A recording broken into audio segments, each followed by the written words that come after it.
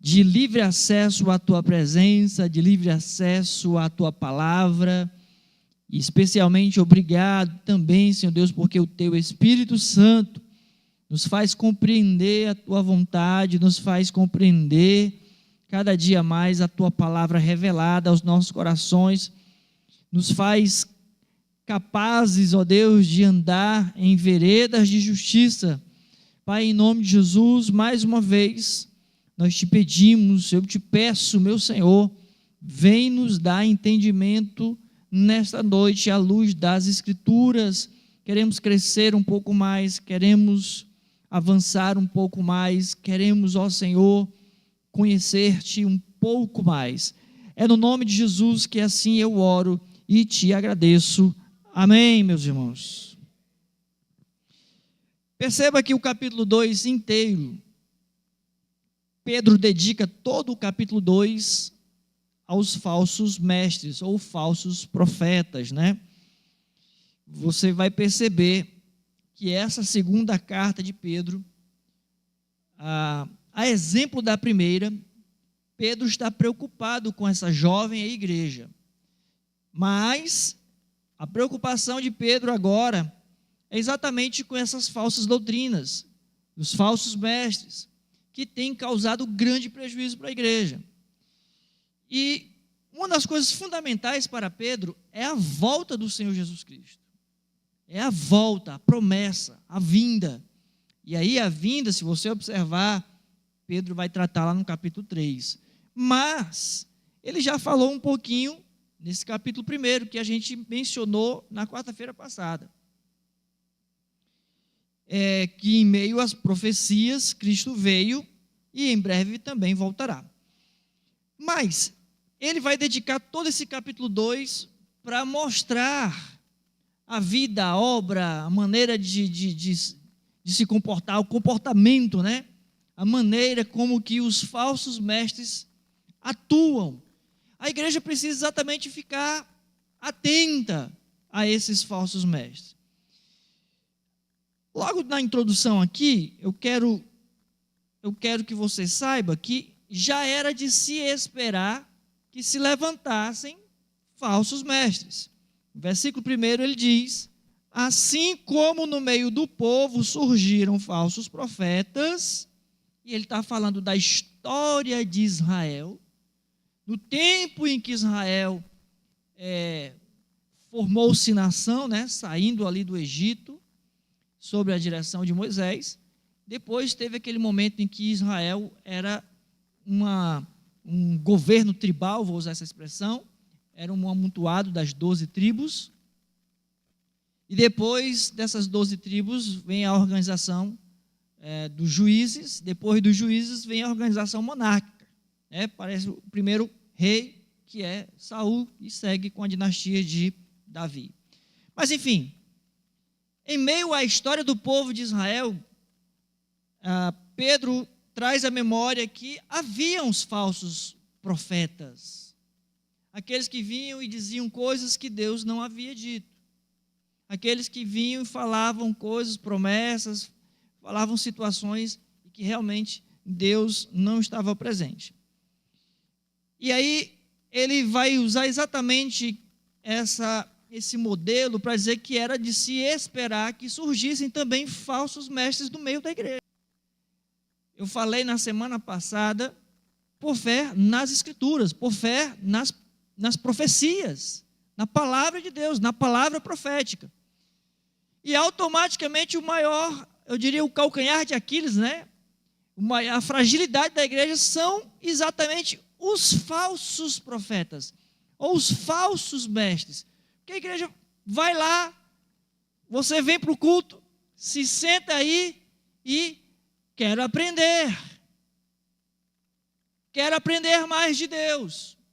E de repente, a pessoa que está ministrando é um falso profeta, ou um falso mestre, está distorcendo a Escritura. Essa é o grande calcanhar de Aquiles também da igreja, né? Essa sua grande fragilidade. Assim como a sua maior força é a palavra profética, a sua maior deficiência é a falsa profecia.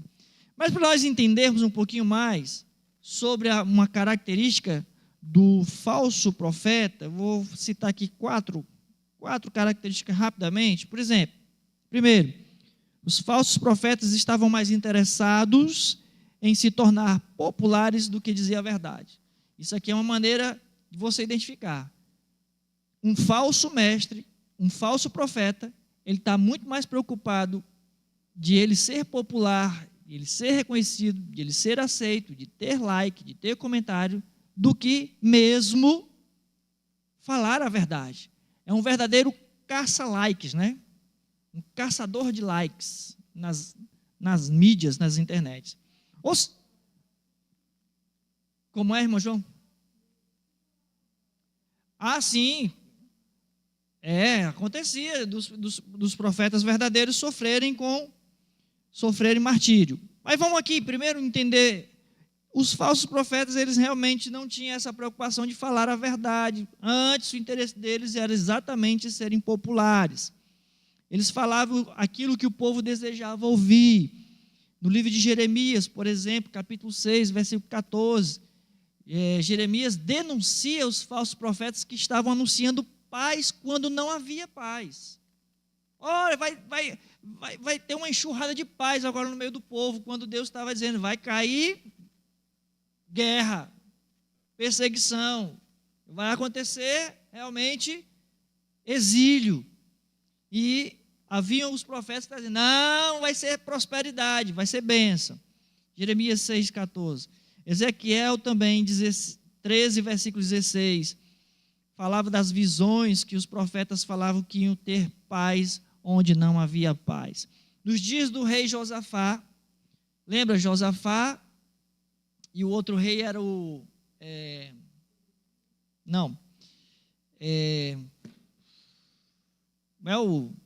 lá da... Deu um brancão agora. Da mulher lá que perseguiu o profeta Elias, meu Deus do céu. Sim, mas o que? Acabe. Isso, Acabe. E, em meio àquela aliança que Josafá e Acabe fizeram, o Josafá pediu para consultar profetas do Senhor. E aí o Acabe trouxe lá os profetas comprados. E os profetas comprados disseram, pode ir, que Deus vai garantir a vitória. E o Josafá ficou atravessado, não engoliu muito não. Será que não tem mais nenhum outro profeta aí para a gente consultar? Aí trouxeram quem? O Micaías. E o Micaías veio e disse, olha, na verdade o Micaías já foi oprimido, orientado, dizer, ó, chega lá, tu fala como todos os outros falaram. E aí ele disse, tá certo. Aí quando ele chegou lá, ele só repetiu. Mas o rei disse, olha, fala o que Deus mandar. Ele disse, então, se é para dizer o que Deus está mandando, se vocês forem, vão morrer tudinho e vão perder a guerra. Aí o Acabe disse, está vendo? Eles só profetizam o que não presta. Todos os outros profetas disseram, não, pode ir que vai ser vitória. Somente os falsos profetas, né? Mas o profeta de verdade, o Micaías, foi quem predisse o desastre na guerra.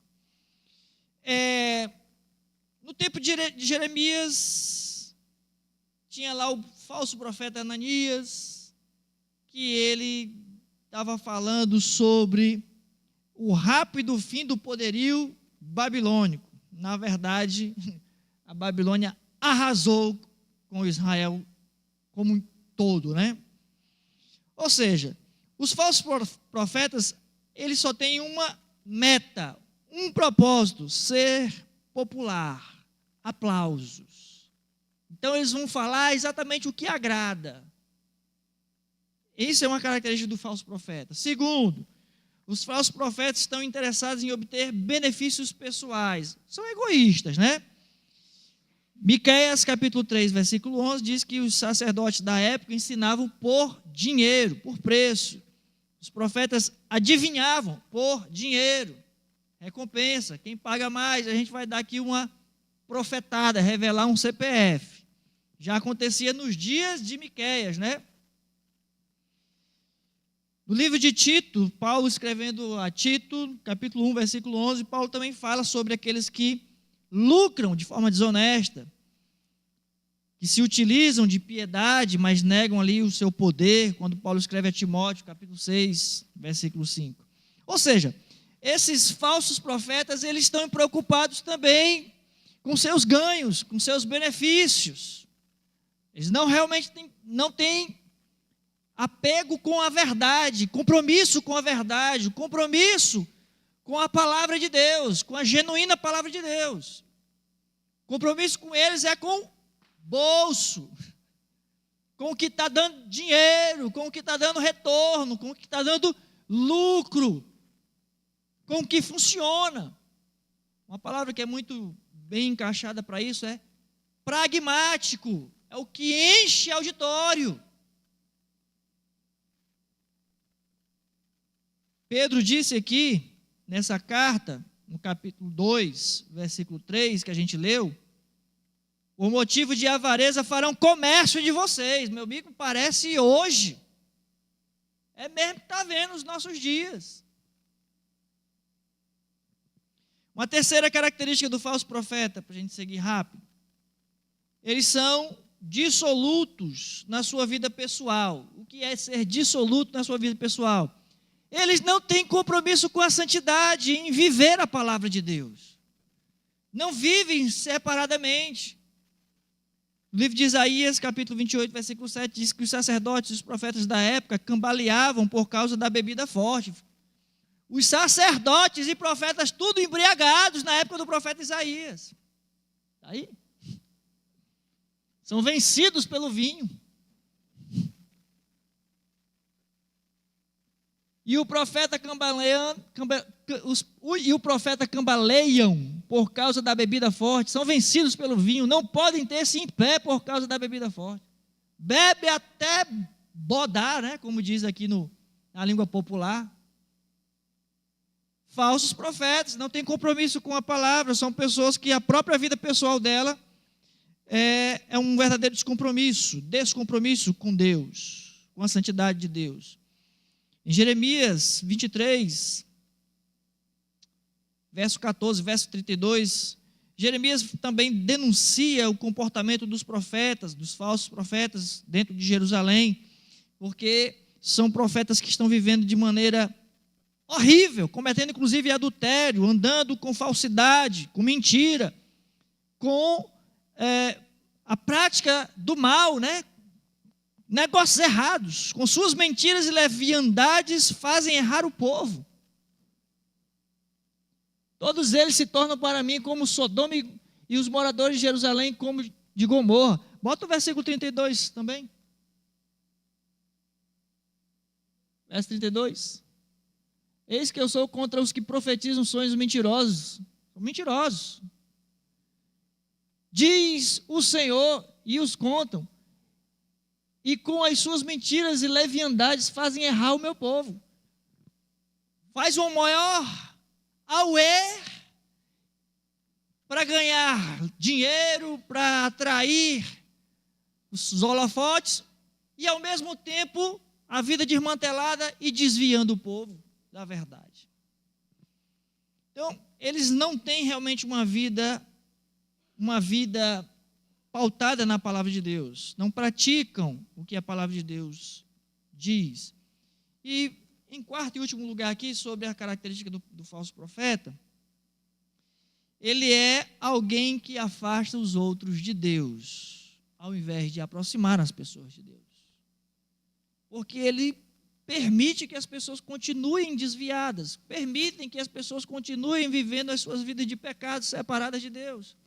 As pessoas não são confrontadas com a voz do Espírito Santo, as pessoas não são confrontadas com a palavra de Deus, as pessoas não são chamadas ao arrependimento, e, portanto, elas não conseguem ter a verdadeira reconciliação com Deus. Vivem debaixo de mentiras, vivem debaixo de leviandades, do engano.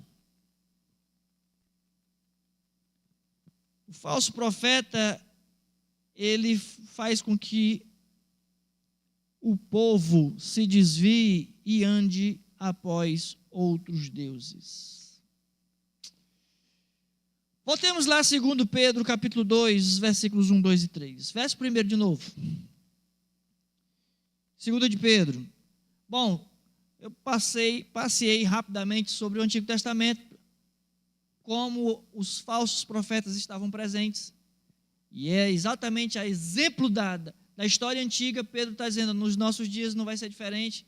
E assim como foi nos dias do apóstolo Pedro, que era a igreja primitiva, a primeira geração de cristãos, não é diferente também nos nossos dias, aqui, 2025. Não é diferente.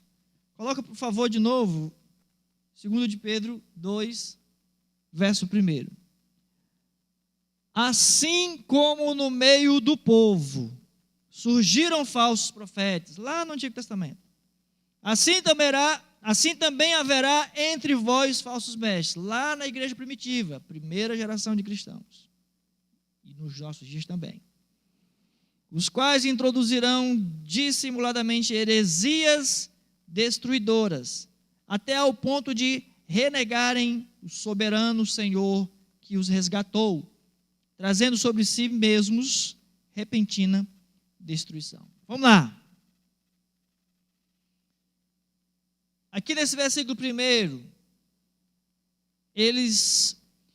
uma das características na igreja primitiva, na igreja original, e que ainda perdura até hoje, desses falsos mestres, iguais aos falsos profetas, é que eles introduzem heresias destruidoras no meio da igreja, no meio do povo de Deus. Deixa eu falar uma curiosidade para você sobre a palavra heresia. A palavra heresia, antes de Cristo, da revelação, essa revelação especial da parte de Deus, que é Cristo encarnado, né? Cristo que veio em carne e habitou entre nós, como diz João, vimos a sua glória, a plenitude da revelação de Deus. Antes de Cristo, a palavra heresia ela se aplicava a escolhas de caminhos religiosos, caminhos filosóficos. Cada um podia tomar a sua verdade e dizer, eu acredito nisso e papapá. Mas depois de Cristo, a palavra heresia, ela tomou o significado de tudo aquilo que é contrário à revelação de Deus em Cristo Jesus.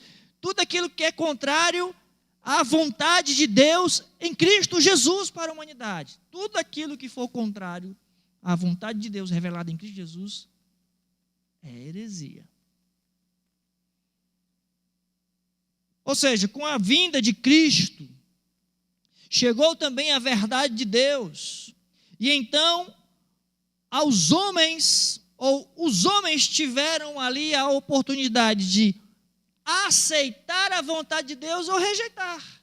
Pastor, mas não sempre tiveram? Sim, mas não com tanta clareza, né? Com tanta plenitude, como foi nos dias de Cristo, principalmente por causa da sua morte e ressurreição, por causa dos seus ensinamentos, por causa da sua vida, por causa do seu ministério. Ou seja, com a revelação de Deus em Cristo, já não é uma questão de escolher particularmente uma linha de pensamento, agora é uma questão de aceitar ou não a vontade de Deus. A vontade de Deus está revelada plenamente. Não é mais uma questão de interpretação, não é mais uma questão de escolher uma linha filosófica, uma linha de pensamento. Se trata de aceitar ou não o que Deus determinou completamente em Cristo Jesus. Jesus é o caminho, Jesus é a verdade, Jesus é a vida. Tudo revelado por Deus em Cristo Jesus, plenamente. Ou aceita ou não aceita isso. Essa história de que todos os caminhos levam a Deus, rituais, sacrifícios, coisas desse tipo. Então, o herege é exatamente alguém que crê o que ele deseja crer, ao invés de aceitar aquilo que Deus determinou como verdade. O herege é alguém que crê naquilo que ele quer crer, e não naquilo que Deus diz que é a verdade. O herege, ele está nessa escolha de aceitar o que ele bem deseja. É exatamente o que estava acontecendo naqueles dias de Pedro, né? Algumas pessoas que se autodescreviam como mestres no meio da igreja, né? Pretendendo ali se passar por profetas, estavam persuadindo a outras pessoas, estavam ganhando seguidores, exatamente para que as pessoas acreditassem naquilo que ele também acreditava, distorcendo a verdade de Deus, distorcendo a vontade de Deus. Olha, não é assim não. O que muito acontece nos nossos dias? As pessoas querem primeiro desacreditar da palavra de Deus, a infalível, a inerrante palavra de Deus, né? As pessoas querem dizer, não, isso aí foi escrito por homens. E lembra que Pedro diz aqui no capítulo anterior, no capítulo 1, homens santos, inspirados por Deus, foi que escreveram essa palavra. O próprio Espírito Santo, né, moveu, sustentou estes homens para deixar revelado essa vontade de Deus para nós. Mas o que os falsos mestres hoje estão fazendo? Essa palavra aí, ela não é perfeita não. Como alguns dizem, ela contém a palavra de Deus, ela não é a palavra de Deus. Percebe a diferença? Alguns vão dizer, ela contém a palavra de Deus, ela não é a palavra de Deus. E assim estava acontecendo já nos dias de Pedro, como acontece muito frequentemente nos nossos dias. É o famoso herege. O herege é aquele que não quer aceitar a vontade de Deus revelada. Quer dar o jeitinho dele, colocar o tempero dele, colocar a expectativa dele naquele ensinamento. Então não se apresentavam ali, essas pessoas, elas não se apresentavam como adversários, inimigos da igreja. Não, nós somos mestres, nós somos profetas da igreja, nós estamos aqui para ensinar. O problema é que vocês entenderam errado, agora é que eu vou ensinar o certo, né? Nos nossos dias está cheio de gente assim, viu? Está cheio de testa oleosa aí, pensando que é uma mente brilhante. Enfim, e se diz profeta, e se diz doutor em divindade e coisas mais, né? Eles não eram pessoas que se apresentavam como inimigos de Deus. Pelo contrário, eram pessoas que se mostravam até com uma inteligência mais avançada. Os caras que parece que descobriram o que ninguém havia descoberto ainda. O último insight de Deus. Uma verdadeira iluminação de Deus aqui, ó, porque, ó, sei lá, quantos anos de teologia, está tudo errado, agora que a minha que eu cheguei está certa. Misericórdia, né? A igreja estava aí, 2000 anos errada. Agora eu estou trazendo um novo insight da parte de Deus.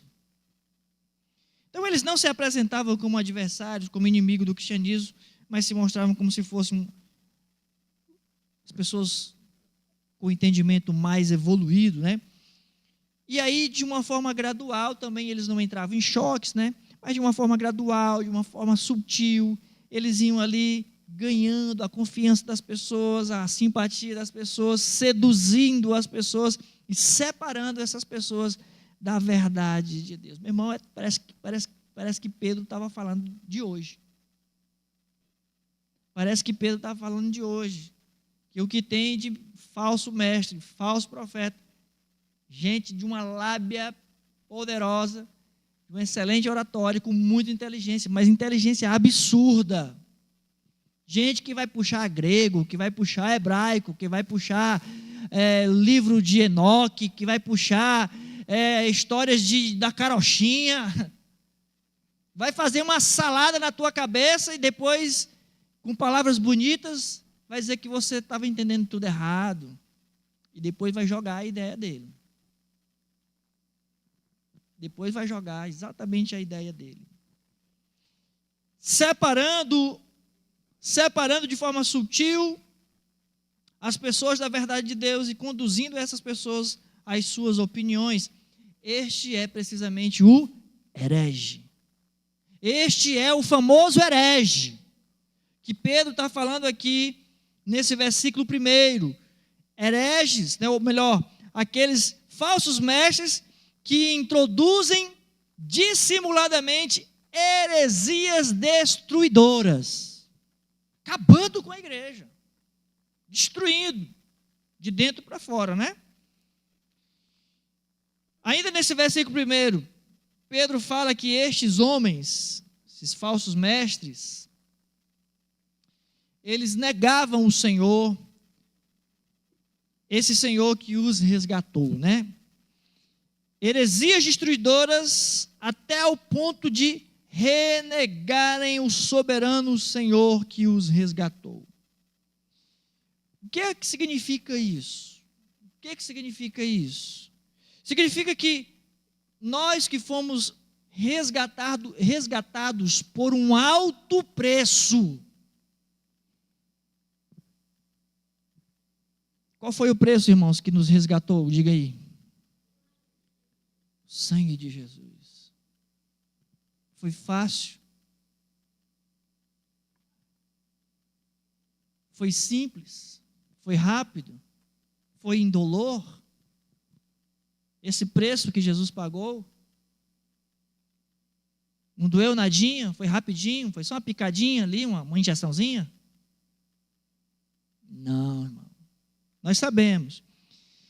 Significa então que o cristão, ao reconhecer esse alto preço, ele entende que, por direito, ele foi comprado e pertence a Cristo. Quantos entendem que foram comprados por um alto preço? Digam amém. Fomos comprados por um alto preço.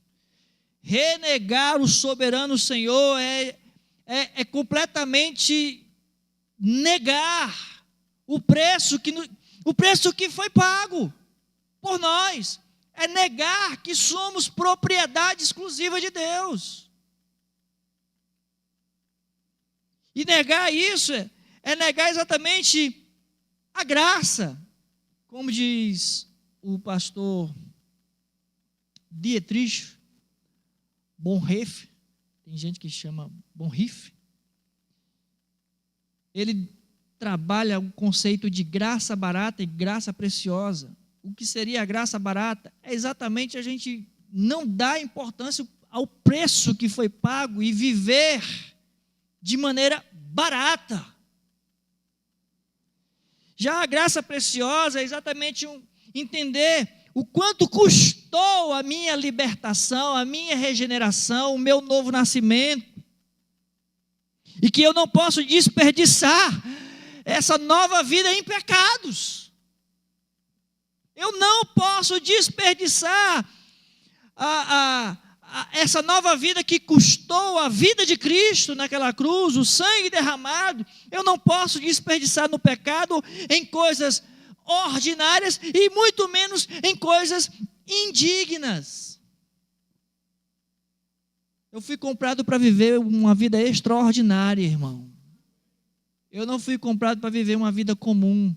Eu fui comprado para viver uma vida sobrenatural, não uma vida apenas natural. Fui comprado para viver uma vida acima da média e não uma vida medíocre. Eu fui comprado para viver uma vida de graça barata ou de uma vida de graça preciosa. Esses falsos mestres, eles estavam ali ensinando que amavam a Cristo, serviam a Cristo, mas que também ao mesmo tempo, né, embora dizendo que eram pessoas devotas de Cristo, eles faziam e ensinavam coisas que negavam a obra de Cristo. Como, pastor? Como assim? É o que muitas vezes a gente fala sobre supergraça. O que é supergraça? É o pessoal que diz assim, Jesus vai me salvar, Jesus vai me perdoar e não há nada que eu possa fazer mesmo, então ele continua vivendo uma desgraça, vivendo no pecado, não valorizando a obra de Cristo, o sacrifício de Cristo, a morte, o sofrimento de Cristo, para transformar as nossas vidas. É uma forma horrível de negar a Cristo, é exatamente tentar desfazer tudo que Jesus fez por nós. Como? Vivendo uma vida não transformada pelo poder do sangue de Jesus, não regenerada. Vivendo uma vida sem a novidade de vida, sendo o mesmo de sempre. Eu amo Jesus e continuo vivendo a minha vida do mesmo jeito. Eu amo Jesus, Ele me perdoou e eu continuo pecando, eu continuo errando, eu continuo fazendo as mesmas desgraças pelas quais Cristo morreu para me libertar. Eu continuo me auto-escravizando no pecado. É exatamente o negar o soberano Senhor que os resgatou. Só que Pedro diz nesse versículo ainda que o fim desses falsos mestres é uma repentina destruição. Tudo aquilo que eles estavam ensinando, todas as suas heresias, no final das contas, eles iam desfrutar de toda a ruína, de toda a destruição. Alguém disse que não há maneira mais segura de chegar à condenação do que ensinar os outros a pecar. Jesus disse, olha, era melhor ter amarrado uma pedra no pescoço e lançado no fundo do mar, do que fazer os outros tropeçar, do que fazer os outros errar, do que ensinar as pessoas a cometerem pecado. Literalmente fazer com que os outros se escandalizem, né? Bom, versículo 2, lá do nosso texto, Pedro diz assim, e muitos seguirão as suas práticas libertinas. Interessante, muitos seguirão. Tem gente que adora esse tipo de mestre, né? E por causa deles será infamado o caminho da verdade. Olha o prejuízo. Verso 3. Eu vou deixar o versículo 2 por último. Verso 3. Também movidos por avareza, farão comércio de vós, com palavras fictícias. Ou seja, eles vão realmente comercializar dentro da igreja, e vão comercializar com palavras fictícias, com palavras falsas, com falsos ensinamentos, com o verdadeiro teatro, como tem acontecido. A palavra avareza é exatamente aquilo que quer dizer desejo de possuir mais, ter mais. Os pregadores de hoje só pensam assim, eu quero ter mais, possuir mais, quero crescer, eu quero ampliar, quero construir Aí ele disse, eu vou construir um mega templo que eu quero homenagear o meu Deus que é grande. E aí o camarada tem um mega templo e um mega apartamento, um mega carro e um mega segurança.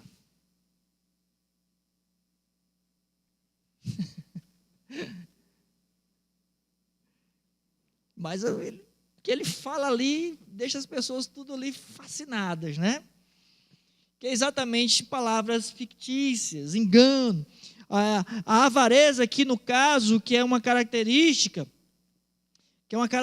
dos falsos mestres, o significado é o desejo de possuir mais, ter mais e mais. Mas só para a gente diferenciar que o desejo de ter mais em si mesmo pode ser que não seja pecado, mas se você quiser ter mais virtude, querer ter mais conhecimento, querer ter mais verdade, mais idoneidade, querer ser mais justo, aí tá bom, irmãos.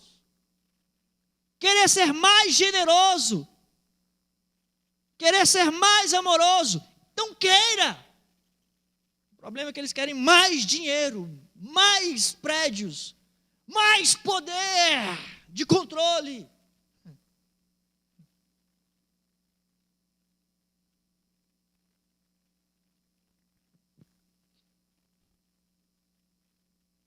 A palavra que Pedro usa aqui para avareza significa aquela ânsia de possuir aquilo que o homem não tem o direito de possuir. Parece desonesto mesmo, irmão. Parece sim uma afronta. É a ideia do homem possuir aquilo que ele não tem o direito de desejar e nem de possuir. Muito menos de tomar para si. E eu diria, muito menos de tomar para si às custas do povo de Deus. Significa cobiçar dinheiro, bens materiais, desejar luxo. Ih, rapaz. Prestígios e poderes pessoais. Chegar ao ponto de tentar usurpar o lugar de Cristo.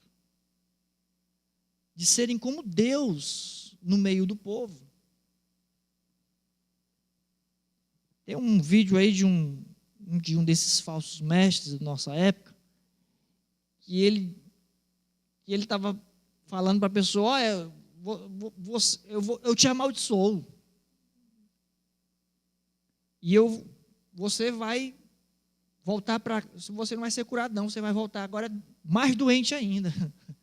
Porque a pessoa não estava acreditando lá na hora das profetadas dele, né? E a pessoa parece que toma o lugar de Deus, né? Quer tomar o lugar de Cristo. Eu sou homem de Deus, eu sou homem de Deus. Pedro diz, então, que o ensino é falso, com palavras fictícias. Esse é o método. Esse método consiste em o uso de argumentos astutos, bem elaborados.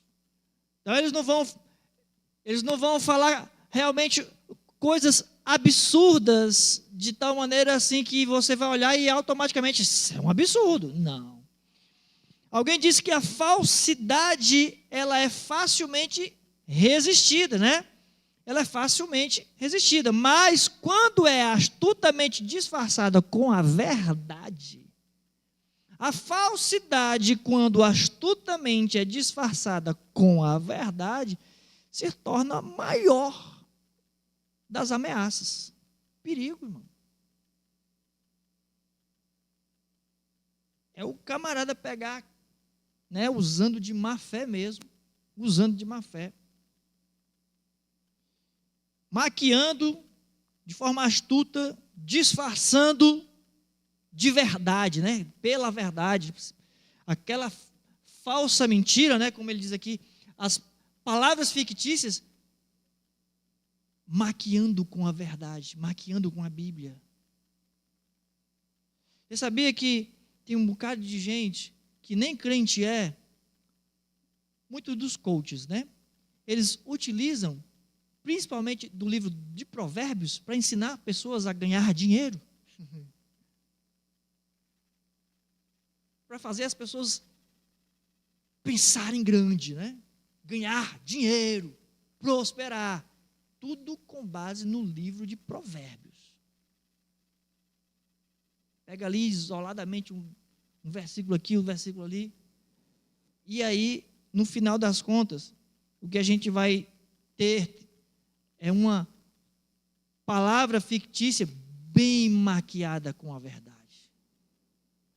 Fica bonito, atraente. Fica desejoso, desejável aos olhos. O camarada dizia, isso aí, pastor, uau, quero também. Estou aí, estou nessa, estamos juntos. Agora,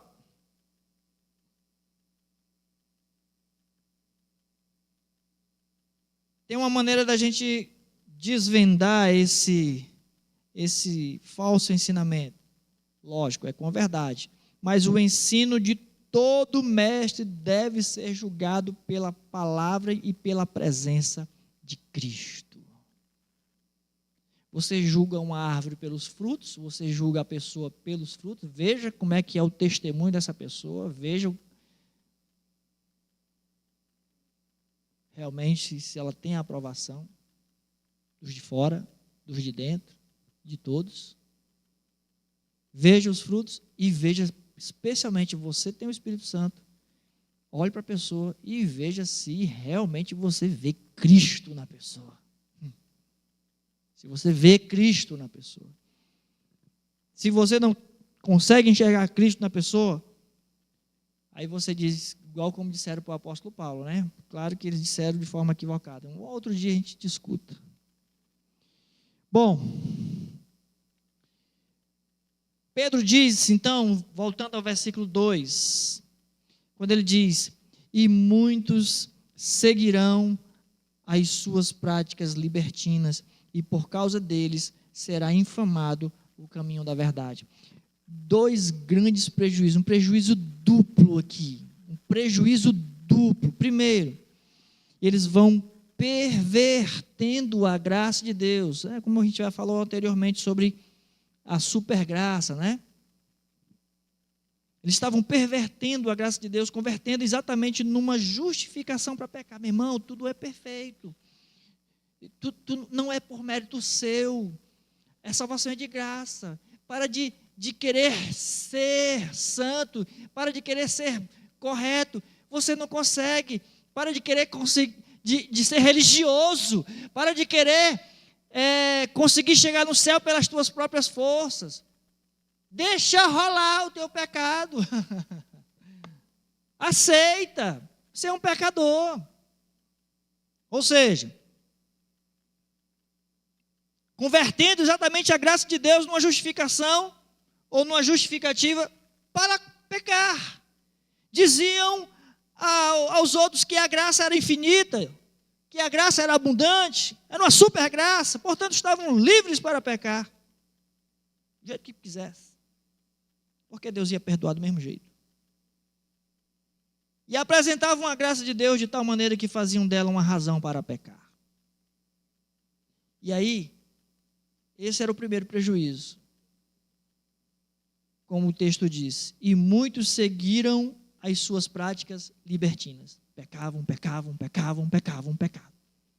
Em nome da liberdade, davam ocasião à carne com gosto. Pecavam. Prejuízo duplo. Fazendo da graça de Deus motivo de pecar, e ao pecarem, causavam o quê? Vergonha ao caminho de Deus, vergonha à igreja. E por causa deles, diz aí o texto, versículo 2, e por causa deles será infamado, ou seja, contrário de boa fama, né? Contrário de boa fama, infamado o caminho da verdade. Ou seja, cristianismo caindo em descrédito, cristianismo caindo em desprestígio. Hoje em dia tem um bocado de gente, né? Crente? Os crentes são os piores que tem. Crente faz isso, crente... Antigamente, crente não pode fazer isso, crente não pode fazer, crente não pode. Agora, crente pode fazer tudo. E o pessoal está aí, ó, o crente. Assim hoje. Antigamente ainda se respeitava, né? Eu sou crente, eu não posso. Não faço, porque eu não posso. Eu não faço porque eu não posso. Aí os crentes hoje agora, eu posso fazer tudo, porque a graça, né? E aí com isso, desprestigiam o cristianismo diante dos outros. E aí, a pergunta, ou uma pergunta retórica ou afirmação, se o cristianismo produz esse tipo de gente, para que é que serve o cristianismo? Para que ser crente? Aí alguém vai dizer, para que eu quero ser crente? Por isso que eu não vou para a igreja. Por que eu vou me congregar?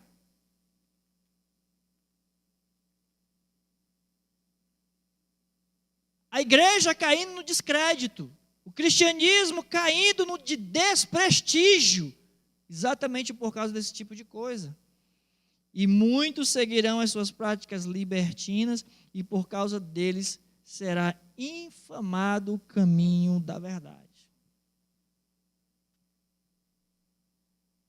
Você vê os escândalos acontecendo na internet, aí você vai para os comentários, aí sempre tem uma enxurrada de comentário. Por isso que nunca mais eu boto meus pés na igreja. Faz não sei quantos anos que eu não piso na igreja, graças a Deus. Não diz assim, graças a Deus. São pessoas que seguiram as práticas libertinas de falsos mestres, e trouxeram esse prejuízo, essa difamação ao caminho da verdade. Esse grande prejuízo para o caminho da verdade. Se o cristianismo produz esse tipo de gente, o que eu vou fazer lá no cristianismo? Cada crente, para você acordar um pouquinho, diga comigo, cada crente é uma boa ou uma má propaganda da igreja. Cada crente é uma boa ou uma má propaganda da igreja. É uma boa ou uma má publicidade da igreja. O que as pessoas vão dizer da igreja Wesleyana Bela Vista? Aquilo que eu e você somos.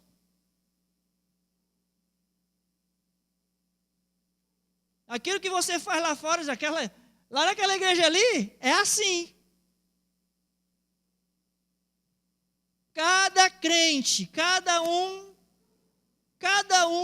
é uma boa ou uma má publicidade da igreja. Nós precisamos prestar mais atenção nisso e viver de forma prudente. Era o que estava acontecendo naqueles dias de Pedro, e Pedro já ali percebendo que ele estava pronto, a ponto de ser martirizado, morto, né? Para você melhor entender. Então ele está deixando as recomendações à igreja, aquela jovem igreja, aquela igreja que estava aprendendo essa igreja, e já advertindo a igreja acerca dos falsos mestres, advertindo a igreja a não seguir as práticas libertinas desses falsos mestres. Uma certeza também que Pedro deixa aqui, irmãos, é que para eles, versículo 3, a parte B, para eles o juízo lavrado a longo tempo não tarda, e a sua destruição não dorme. Deus vai prestar conta, irmãos. Isso aí é o que também dá um pouquinho de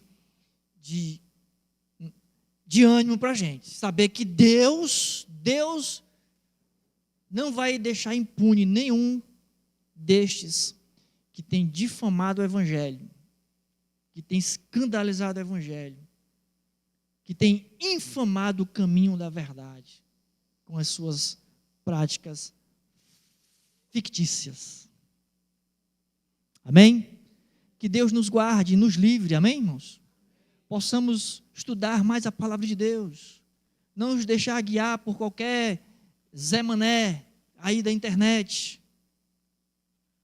Leia a Bíblia, estude a Bíblia. Quando você vier para a escola dominical, vier para o culto de quarta-feira, Veja se eu estou pregando certo ou não. Se eu estiver pregando errado, me ensine, pelo amor de Deus. Me ensine, terminar o culto, você me corrija. Pastor, o que o senhor disse ali não está certo, não. Não está na Bíblia. Me corrija, pelo amor de Deus. Não permita nenhuma palavra fictícia. Não aceite. Leia a Bíblia, estude a Bíblia. E pratique a Bíblia. Eu ouvi uma fala nessa semana que eu gostei demais. De um pastor que disse que ele estuda a Bíblia, não é para apenas fazer sermão. Ele estuda a Bíblia para viver a vontade de Deus. É isso que nós temos que fazer, irmãos.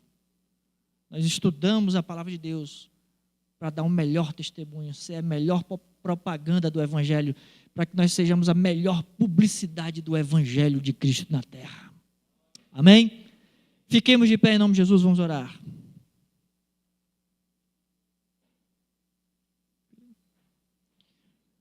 Como é o nome do rapaz lá? O Jonas.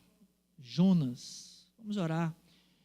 Irmã Cristiane, a senhora tem notícia do... É Samuel, né? O pai daquela jovem. Vamos orar também pela vida do seu Samuel, né? Quantos querem orar comigo? Digam amém. Oremos. Santo e bendito Deus, poderoso Deus, Pai, obrigado pela Tua palavra, obrigado pelo ensinamento, pela revelação, pela direção que o Senhor tem nos dado. Obrigado pela presença do Teu Espírito Santo que nos capacita, que nos guia. E como cantamos, ó Deus, guia-me sempre, guia-nos sempre nas veredas da justiça. Não permita os nossos pés vacilarem, Senhor. Não permita que venhamos nos desviar nem para a direita nem para a esquerda. Que nós possamos aceitar a Tua verdade completa, inteira, e assim também, ó Deus, transmiti-las, essa verdade a outras pessoas. Nesse momento, Senhor, eu intercedo pela Tua igreja aqui nesse lugar, a Tua igreja espalhada pela face da terra. Ó Deus, dá-nos sabedoria, discernimento do Teu Espírito. Ó Senhor, que esse avivamento seja um avivamento que parte do conhecimento, ó Deus, do conhecimento da Tua vontade, em vivermos, em praticarmos a Tua vontade aqui na terra, em nome de Jesus, em abandonar, Senhor Deus, todo o engano, abandonar a mentira, abandonar, Senhor Deus, as práticas mentirosas e pecadoras, e vivermos de uma maneira santa e irrepreensível, prudente, remindo o tempo, como diz as Escrituras. Igualmente, ó Deus, nesse momento, eu quero erguer a minha voz junto com a congregação em favor do Jonas. Ó Deus, eu nem o conheço, mas nós intercedemos aqui, nós intercedemos pela vida desse jovem e pedimos a Tua misericórdia e clamamos a Tua intervenção, que o Senhor estenda a Tua boa e poderosa mão e, ó Deus, chama aquele jovem pelo nome, para que ele possa despertar, Senhor Deus, daquele coma, e despertar, Senhor Deus, sabendo que é o Senhor quem o chama à vida e à vida abundante. Trata, Senhor, trata com a vida desse jovem, o Jonas, também na vida do Senhor Samuel, que também desconheço, mas, ó Deus, eu intercedo a Tua intervenção, a Tua misericórdia, o milagre, Senhor, certamente todos esses feitos redundará em louvor, honra e glória ao Teu santo nome, ó Deus.